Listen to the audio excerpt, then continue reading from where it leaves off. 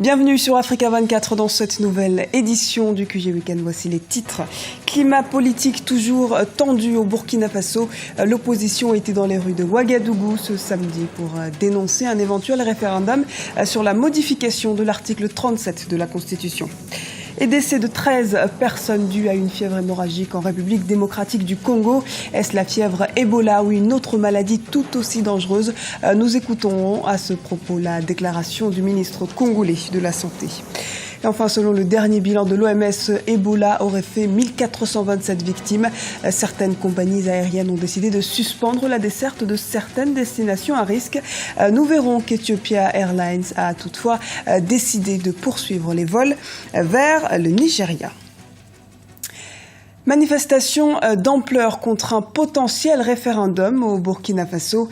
Des dizaines de milliers de personnes ont marché ce samedi matin à Ouagadougou, renforçant l'opposition burkinabé dans son combat contre un éventuel référendum constitutionnel qui permettrait au président Blaise Compaoré de participer à l'élection présidentielle de 2015.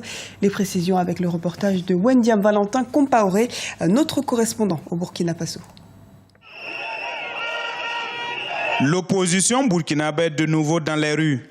Ce samedi 23 août, les différentes formations ont organisé une manifestation pour protester contre un éventuel référendum qui modifierait l'article 37 de la Constitution, article qui limite le nombre de mandats présidentiels à 2. En usant de banderoles et pancartes et à coups de slogans, les manifestants ont exprimé leur mécontentement. Pour l'opposition, l'alternance est impérative en 2015. La déclaration intempestive du président du Faso qui affirmait que, évidemment, le choix et la meilleure solution pour départager le peuple serait un référendum, cela ne pouvait pas ne pas nous interpeller. Dans la lutte que nous menons depuis longtemps, nous pensons que le minimum est que, comme nous estimons que le référendum est anticonstitutionnel, le référendum ne peut être organisé que pour l'intérêt des questions qui ont trait à l'intérêt de la nation, et ce référendum est un trait à un intérêt particulier. Nous estimons que le président Faso, qui est garant de notre constitution, ne peut pas venir nous parler de référendum. Ce qui a motivé la marche ce matin, c'est le mécontentement qui est général. Les gens sont fatigués. La demande pour l'alternance, c'est-à-dire c'est pas l'opposition qui l'invente. C'est déjà même un fait qui est là. C'est l'objectivité. Le peuple veut le changement actuellement. Donc c'est ça qui a fait que la mobilisation est grandiose. L'installation d'un parlement bicaméral avec un Sénat nouvellement élu divise également la classe politique. Pour les manifestants, tout pouvoir à vie est à proscrire.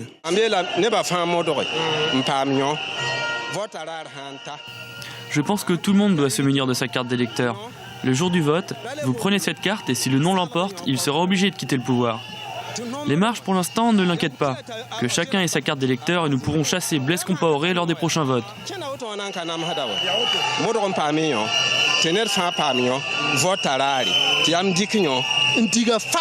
Depuis le début de l'année 2014, opposition et pouvoir ont multiplié les manifestations pour ou contre la modification de l'article 37 de la loi fondamentale.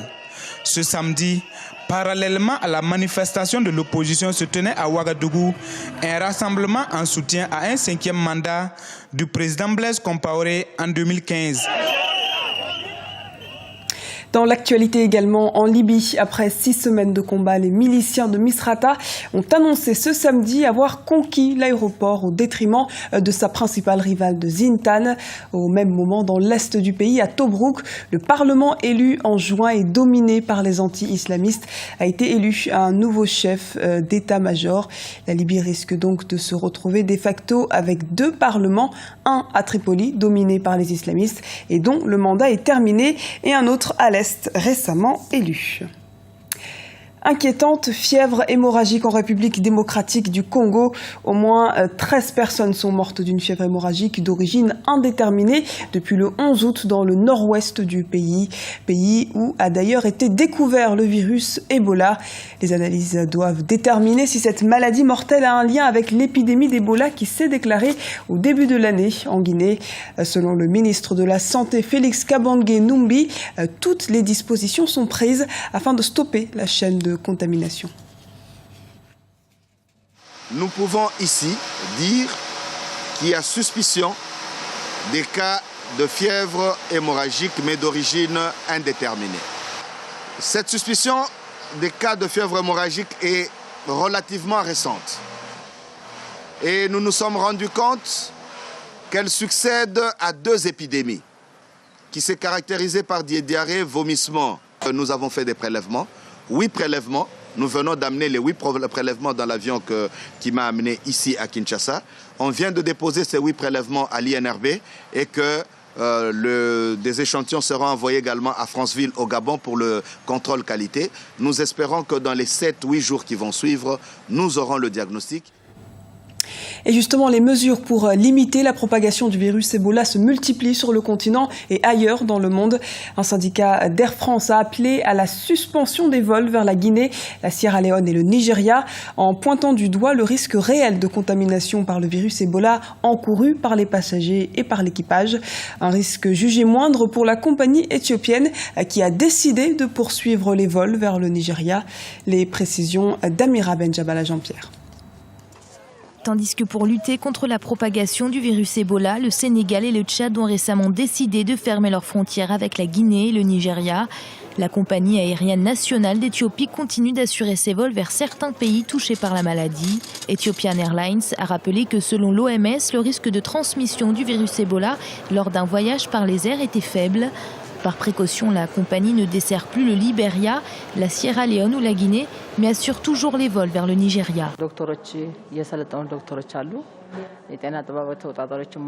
Nous avons formé des médecins ainsi que d'autres professionnels de la santé ici et dès que des passagers viennent se faire diagnostiquer, nous pulvérisons des produits chimiques désinfectants. C'est ainsi que nous travaillons ici.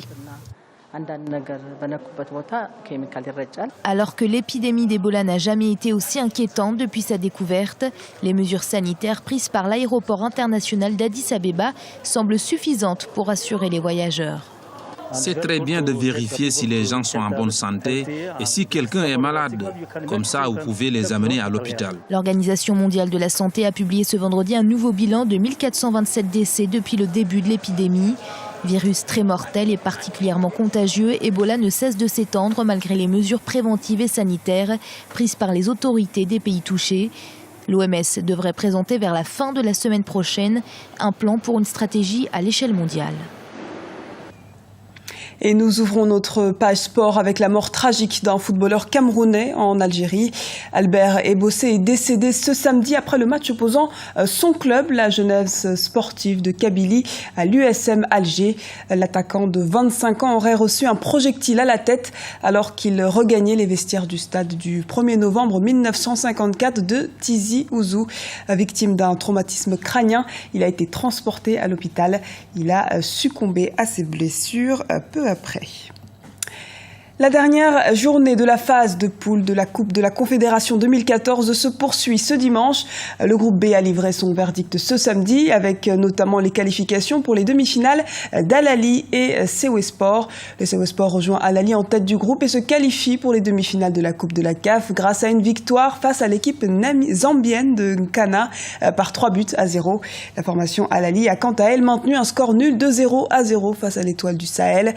Et au programme de ce dimanche, le Coton Sport Garoua du Cameroun devra tenir le choc sur le terrain de l'AS Real de Bamako. Et enfin, l'AC Léopard devra s'imposer face à l'ASEC Mimosa de Côte d'Ivoire. Et c'est la fin de ce journal. Merci de nous avoir suivis. Restez avec nous, l'actualité continue sur Africa 24.